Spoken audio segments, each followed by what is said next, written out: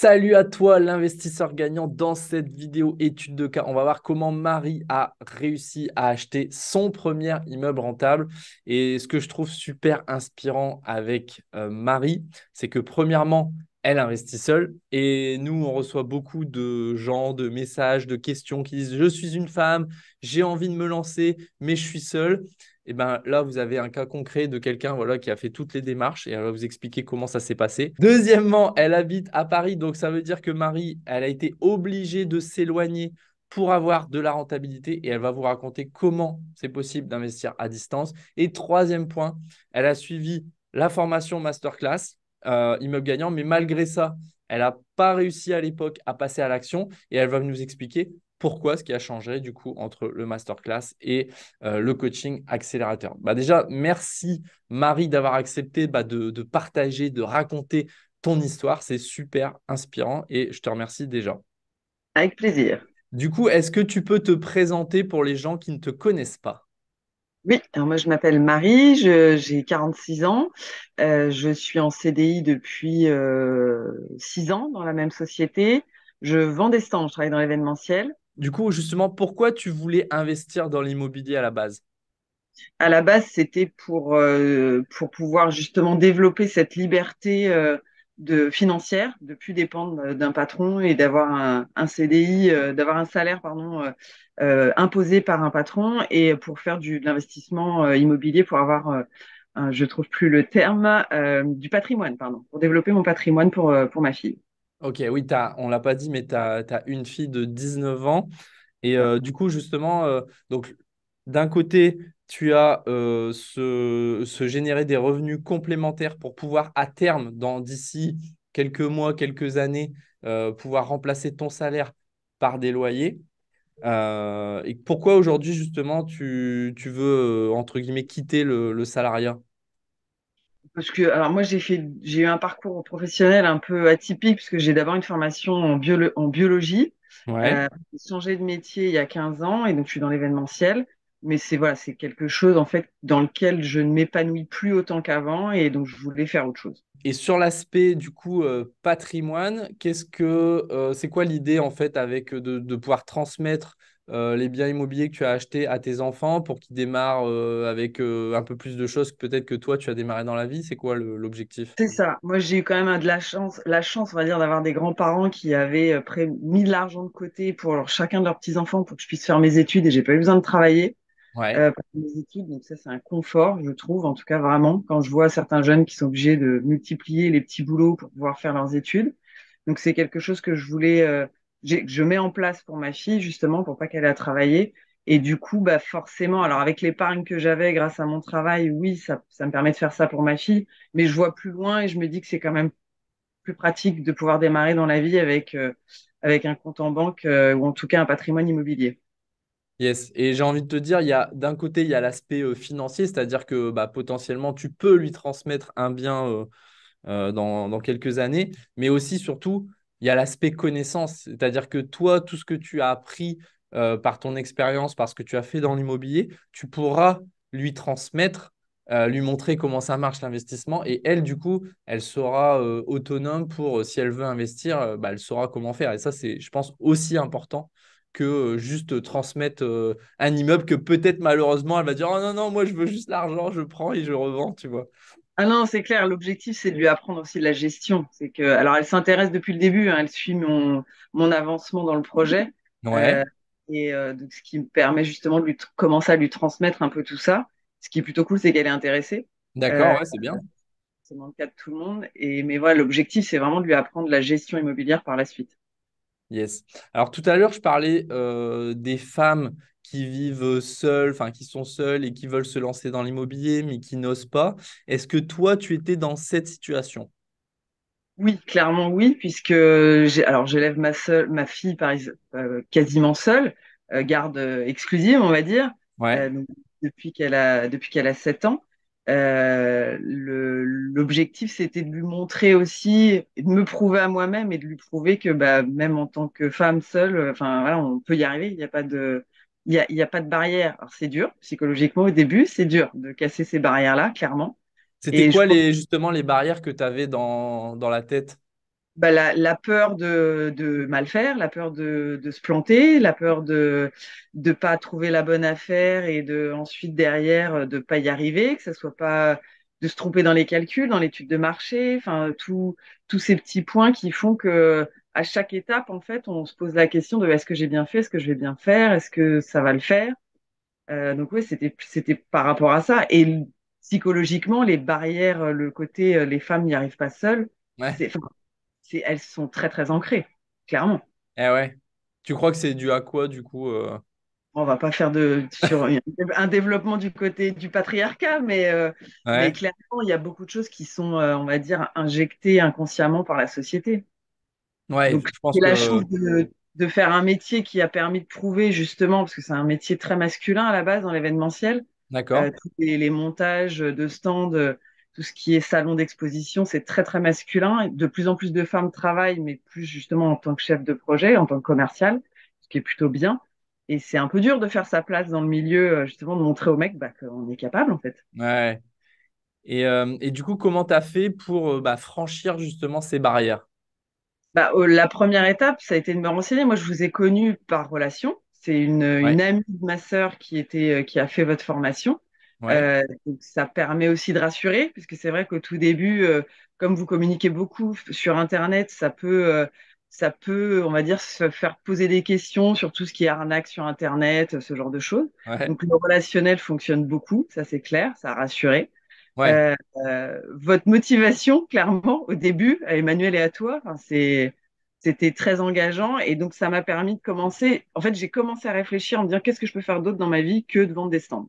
Ouais. Ayant déjà changé de métier il y a 15 ans, je voyais pas ce que je pouvais faire d'autre. Ça faisait un petit moment que je réfléchissais.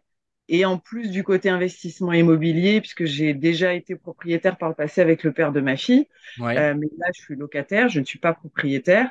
J'avais envie justement de redevenir propriétaire, mais je voulais que ça soit intéressant, que ça soit rentable.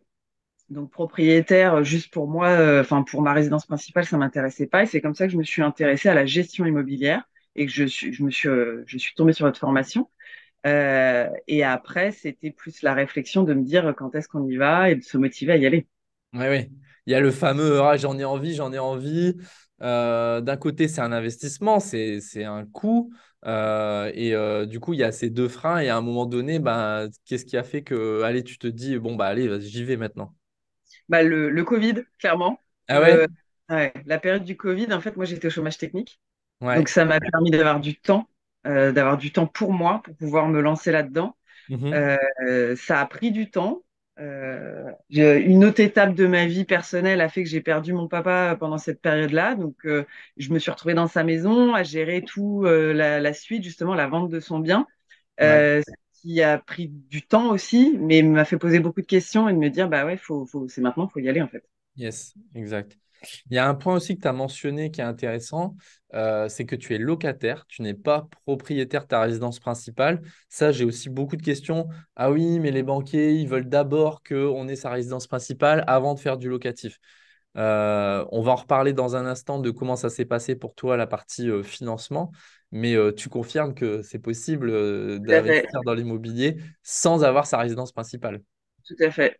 Je pense que c'est vraiment le fait de de montrer qu'on a un dossier en fait béton qui prouve en fait que le bien qu'on achète s'autofinance et que même plus que s'autofinancer, il rapporte de l'argent. Yes, on va en reparler. Est-ce que tu peux me dire, donc tu l'as dit, tu as eu vent de notre formation par le bouche à oreille, tu as suivi le masterclass et malheureusement, ça n'a pas suffi pour que tu te lances.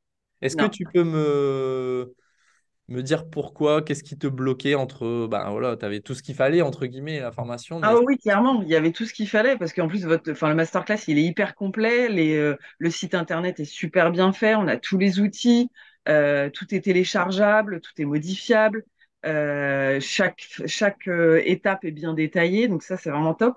Après c'est très personnel, mais c'est le côté en fait, il me fallait un coup de pied au derrière en fait parce que clairement je procrastinais en fait. ouais. Je suis arrivée à une étape du masterclass où j'avais tout ce qu'il fallait, je savais ce qu'il fallait faire, mais clairement, il me fallait un petit plus. D'accord. Et du coup, pourquoi tu as décidé de rejoindre le coaching accélérateur liberté? Alors c'est au début je le connaissais pas, je Ouais. savais pas que vous proposiez ça, et c'est dans le cadre de la mise en place en fait je me souviens plus du nom, mais c'était le mastermind. Enfin, vous Oui. aviez créé en fait une formation, enfin un groupe accéléré Ouais. pour voilà, il y avait une présélection à faire. Ouais. Je remplissais toutes les conditions sauf le fait d'avoir déjà un bien. Donc je me suis quand même inscrite.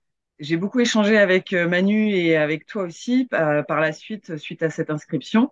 Et Ouais. c'est Manu qui m'a rappelé en me disant, écoute, nous, je pense que par rapport à ton profil, ce qui te conviendrait le mieux, ça serait justement le coaching accélérateur. Ouais, Et parce on, qu'en fait, dans le mastermind, donc le mastermind, c'est un groupe d'investisseurs qui ont au minimum déjà acheté un bien. Et comme du coup, tu avais les critères en termes de motivation, d'état d'esprit, tu étais finançable, etc. Par contre, tu n'avais pas investi. Donc, avant de pouvoir rejoindre le mastermind, il faut d'abord avoir un bien. Et du coup, pour toi, je pense, et par rapport à ce que tu as dit juste avant, le fameux coup de pied aux fesses, le coaching, c'était vraiment ce qu'il te fallait. C'est pour ça qu'on t'a réorienté sur le coaching. Ouais. ah ouais, c'était une très très bonne idée parce que vraiment moi je m'étais inscrite dans le mastermind pour avoir ce côté justement groupe et ce côté contact, relation, Ouais. échange qui m'aurait permis aussi de me bouger justement et d'avancer, Ouais. d'accélérer. Donc la formation, le coaching accélérateur était parfait pour le coup. Yes.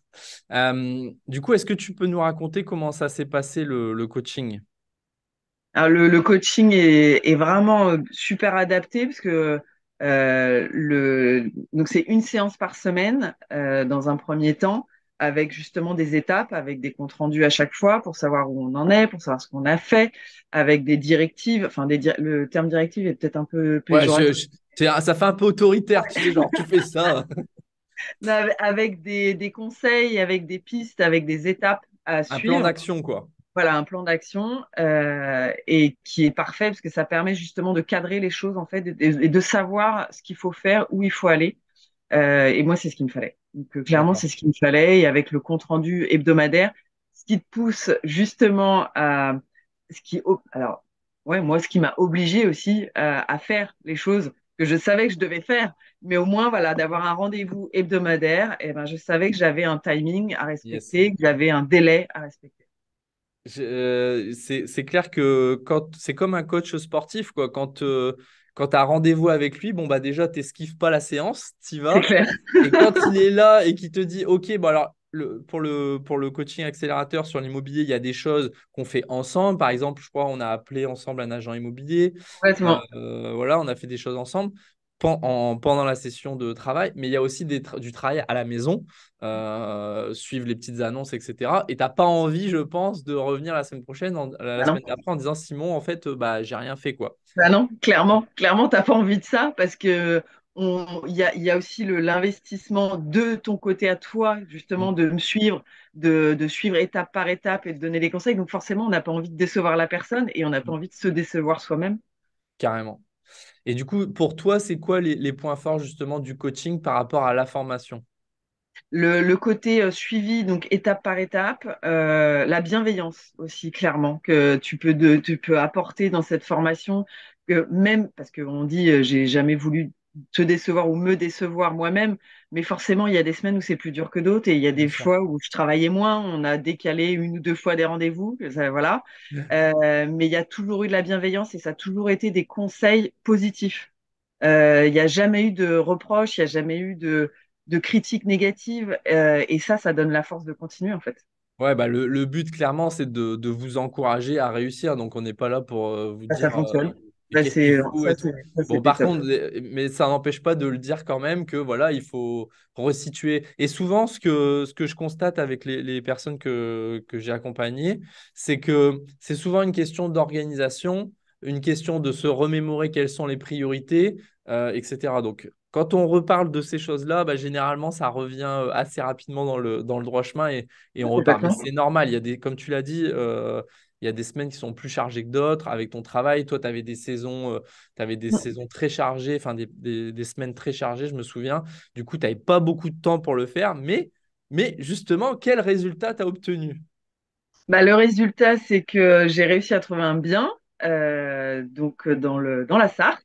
Donc, Ouais. effectivement, je me suis éloignée, comme par rapport à ton introduction. En région parisienne, c'était pas possible, clairement, par rapport à mes capacités de financement, par rapport à ce que je recherchais en termes de rentabilité aussi. Et Ouais. donc, j'ai trouvé dans le 72 un immeuble avec 4 lots, 5 lots à venir, avec possibilité d'évolution. D'accord.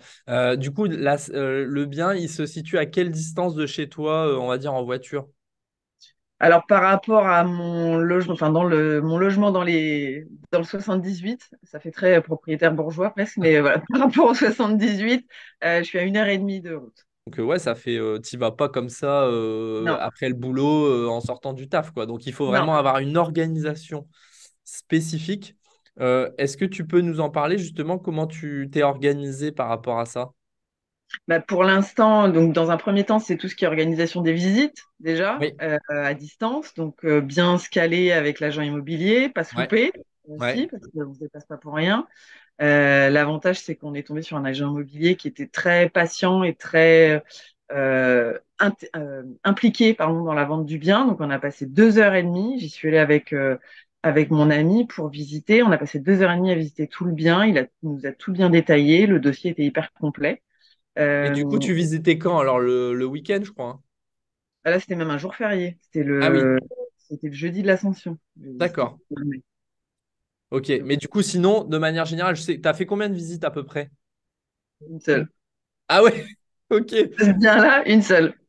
Ouais, non, mais de ce bien-là, mais en tout, combien t'as Ah fait de... oui, en tout. Ah. Après, non, après, oui, les visites pour Et j'allais s'organiser. dire, je me souviens, on a revu Oui, plusieurs projets quand même. oui, avant de trouver celui-ci, j'avais fait j'avais fait 5 visites. D'accord. Et ces visites-là, tu les faisais principalement pendant le week-end, je crois, hein. Oui, principalement le week-end, le samedi, ça m'est arrivé de poser une journée des fois pour pouvoir faire des visites. Ouais. Mais à chaque fois, c'était à distance. Et donc, j'ai essayé de compiler. Il y a une journée où on s'est fait Eh trois oui. immeubles dans la même journée. On s'est fait 250 km, 300 bornes, un truc comme ça dans la même journée. Yes. Des bons souvenirs. Oui, bah oui, au final, après, oui, ça fait des bons souvenirs. C'est rigolo d'y repenser, ouais. Ouais. Ok. Donc, immeuble, 4 lots actuellement, mais tu as la possibilité de créer un cinquième, je crois, dans les combles. C'est ça. Non, un cinquième au rez-de-chaussée qui est actuellement un local. C'était un Ok. local en fait de 2 pièces. Ouais. Et ensuite, possibilité de créer 2 autres logements dans les combles. Ouais. Euh, et ensuite, une partie du terrain est constructible, donc possibilité encore d'en avoir. Du coup, on va pas dire où est-ce que tu investis pour éviter la concurrence sur ton secteur, mais combien d'habitants il y a dans la ville?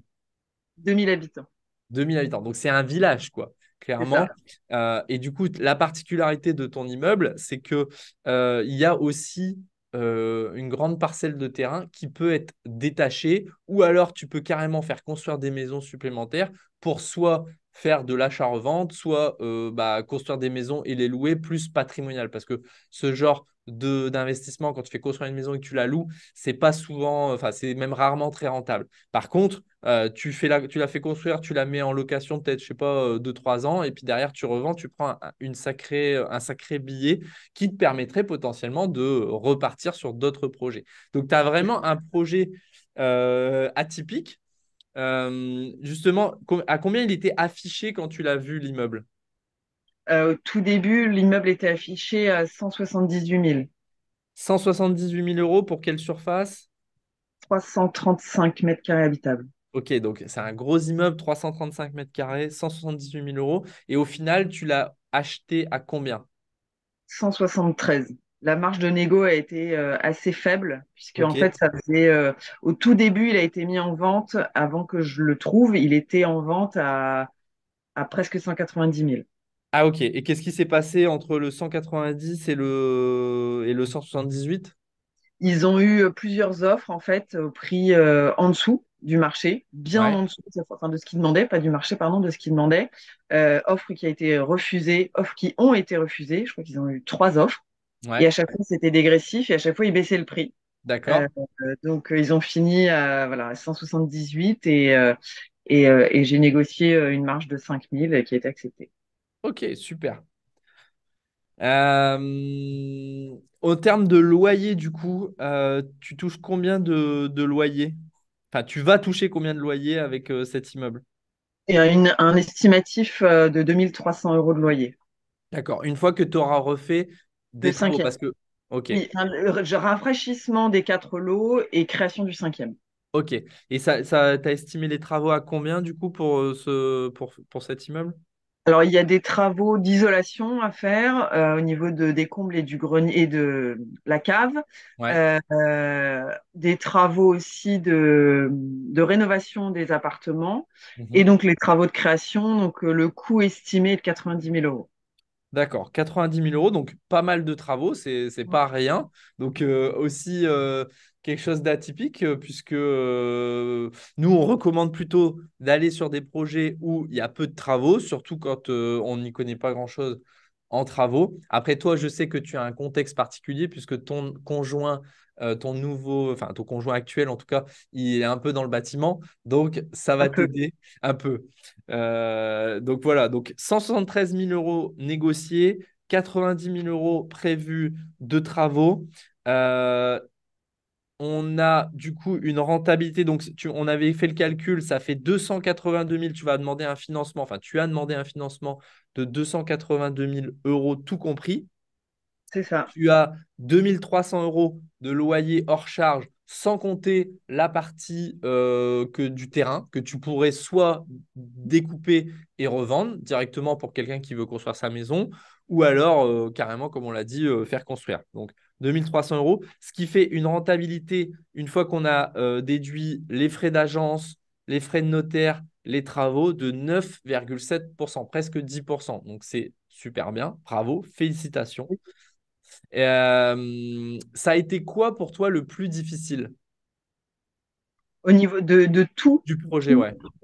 au niveau du projet, le plus difficile, je dirais que ça serait de trouver le bon bien, en fait. Ouais, Donc c'est le plus difficile, c'est malgré les visites, malgré donc tout le tri des petites annonces, c'est de tomber sur le bien qui dans lequel je dis on a envie d'y vivre en fait. Donc c'est ça qui fait qu'on a le coup de cœur, même si c'est pour de l'investissement, il faut qu'il y ait un coup de cœur aussi. Et donc c'est ouais, le plus difficile, c'est de trouver le bien qui compile le plus possible de nos conditions. C'est ça le d'accord. plus difficile. Après, faut faire des compromis sur certaines choses. Et moi, un de mes compromis, ça a été justement les travaux. Au début, je voulais faire suivre justement votre recommandation qui était de trouver un bien sans trop de travaux. Au niveau bancaire, parce qu'en ce moment, tout le monde dit ah, c'est tout, c'est mort, on peut plus emprunter, etc. Comment ça s'est passé pour toi, la partie financement? J'ai obtenu pardon, plusieurs offres avec le financement des travaux, donc avec le financement total du Ouais. projet. Les taux sont élevés, clairement. Après, ça, Quand je me tu dis dis que élevé, c'est combien concrètement? bah là, hors assurance, c'est 3,90. Ok.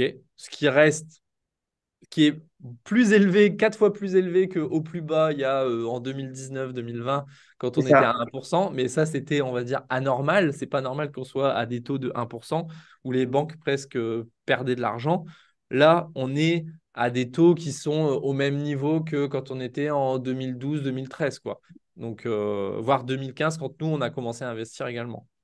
Ok. Après, je me dis que c'est pas forcément, faut pas que ce soit un frein puisque un crédit, ça se rachète par la suite. Exactement. Donc, Le je taux verrai se quand les taux vont renégocie. baisser. Si dans 2 ans, 5 ans, les taux rebaissent à 1%, bah, il n'y a rien qui t'empêchera de pouvoir renégocier et de faire, comme tu l'as dit, racheter ton crédit ou de regrouper des crédits pour renégocier le taux. C'est Euh, ça. Est-ce que tu as dû mettre de l'apport? Alors, pour l'instant, j'ai réussi à obtenir une offre où j'ai que 5 000 euros d'apport à mettre. Ok, qui correspondent du coup aux frais de dossier, j'imagine? C'est ça.